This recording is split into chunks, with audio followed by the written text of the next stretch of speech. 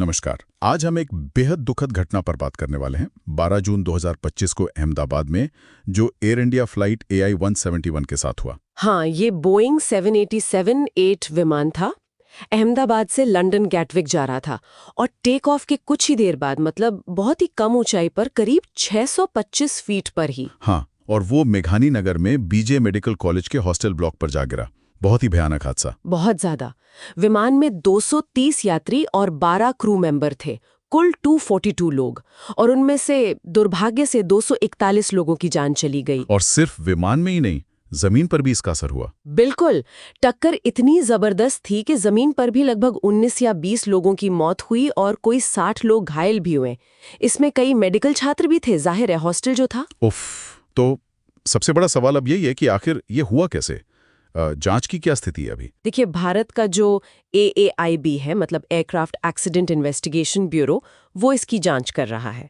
और क्योंकि मामला काफी पेचीदा है, तो अमेरिका की NTSB यानी नेशनल ट्रांसपोर्टेशन सेफ्टी बोर्ड, उनके एक्सपर्ट्स भी साथ में काम कर रहे हैं। अच्छी तो अच्छी बात है कि अंतर्राष्ट्रीय सहयोग भी है। हाँ, और राहत की बात यह है कि दोनों ब्लैक बॉक्स, मतलब फ्लाइट डेटा रिकॉर्डर और कॉकपिट वॉइस रिकॉर्डर, वो मलबे से मिल गए हैं। और अभी दिल्ली में AAIB की लैब में उनका एनालिसिस चल रहा है। तो इन ब्लैक बॉक्स से कुछ शुरुआती आइडिया मिल रहा है कि क्या हुआ होगा? कोई संकेत? देखिए, आधिकारिक तौर पर तो अभी कुछ नहीं कहा गया है, जाहिर है वक्त लगेगा। लेकिन जो बात जांचकर्ताओं को थोड़ा चौंका रही है या जिस पर वो बहुत ध्यान दे रहे हैं, वो एक बहुत ही रेयर सिचुएशन है। वो क्या? वो है विमान के दोनों इंजनों का लगभग एक साथ फेल हो जाना। क्या? दोनों इंजन एक साथ? ये तो मतलब 787 जैसे मॉडर्न प्लेन में तो लगभग अनसुना सा लगता है। बिल्कुल, हाँ। इसीलिए ये जांच इतनी जटिल हो गई है। अब इसके पीछे कई वजह हो सकती हैं जिन पर वो गौर कर रहे हैं। जैसे क्या कोई अंदरूनी मैकेनिकल प्रॉब्लम थी? हो सकता है दोनों इंजनों में फ्यूल सप्लाई एक साथ रुक गई हो, या फिर कोई बड़ा इलेक्ट्रिकल या हाइड्रोलिक फेलियर हुआ हो। इतना बड़ा कि शायद प्लेन को इमरजेंसी पावर के लिए RAT यानी रैम एयर टर्बाइन इस्तेमाल करनी पड़ी हो।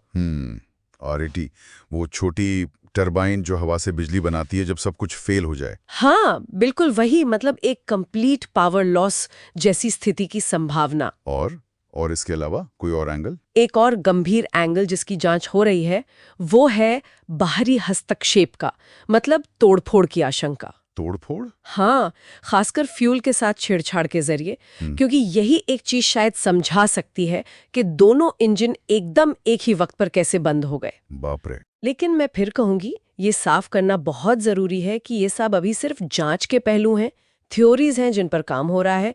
अभी कोई नतीजा नहीं निकला है। वो हर संभावना देख रहे हैं। समझ गया। अच्छा, इन सब तकनीकी बातों के बीच वो मानवीय पहलू भी है। एक चमत्कारी बचाव की भी खबर थी शायद। हाँ, ये इस पूरी त्रासदी में एक छोटी सी, कह सकते हैं, उम्मीद की बात है। विश्वास कुमार रमेश नाम के एक यात्री जो सीट 11A पर थे, वो इस हादसे में अकेले जीवित बचे हैं। सच में? कैसे? रिपोर्ट्स यही बता रही हैं कि वो विमान के पिछले हिस्से से किसी तरह बाहर निकलने में या शायद कूदने में कामयाब रहे हैं। उन्हें अस्पताल में भर्ती कराया गया है। चोटें गंभीर है पर जान का खतरा नहीं है। ओह, ये तो अविश्वसनीय है। उनका बयान बहुत महत्वपूर्ण होगा फिर तो जांच के लिए। बिल्कुल, वो प्रत्यक्षदर्शी हैं, उनका बयान बहुत अहमियत रखेगा। और बाकी पीड़ित, उनकी पहचान वगैरह का काम कहाँ तक पहुंचा? ले गए। और पहचान का काम, हाँ, वो काफी मुश्किल था। DNA मैचिंग का इस्तेमाल करना पड़ा। पर ताज़ा खबर यह है कि 30 जून तक विमान में सवार सभी 241 लोग और जमीन पर मारे गए सभी 19 पीड़ित, सबकी पहचान पूरी कर ली गई है। चलिए, कम से कम परिवारों को थोड़ी शांति मिलेगी इससे। अच्छा, हादसे के बाद एयरलाइन की तरफ से, सरकार की तरफ से क्या कदम उठाए गए? हाँ, टाटा समूह जो एयर इंडिया चलाता है, उन्होंने फौरन एक्शन लिया। हर मृतक पीड़ित के परिवार को 1 करोड़ रुपए मुआवजा देने की घोषणा की है। अच्छा। और साथ में तुरंत मदद के लिए 25 लाख रुपए की अंतरिम राहत भी। और जो घायल है, उनके इलाज का पूरा खर्च उठाने का भी वादा किया है। ये जरूरी कदम है। और सरकार की तरफ से? सरकार की तरफ से 9 जुलाई को एक संसदीय सुरक्षा समीक्षा बैठक बुलाई गई है एविएशन सेफ्टी पर। इसमें मौजूदा नियम, सेफ्टी प्रोसीजर्स और आगे ऐसे हादसों को कैसे रोका जाए, इन सब पर बात होगी। ठीक है, तो अब आगे क्या? मतलब जांच रिपोर्ट वगैरह कब तक आने की उम्मीद करें? उम्मीद की जा रही है कि शायद अगले हफ्ते तक एक शुरुआती मतलब प्रिलिमिनरी रिपोर्ट आ जाए। उसमें कुछ बेसिक फाइंडिंग्स हो सकती हैं।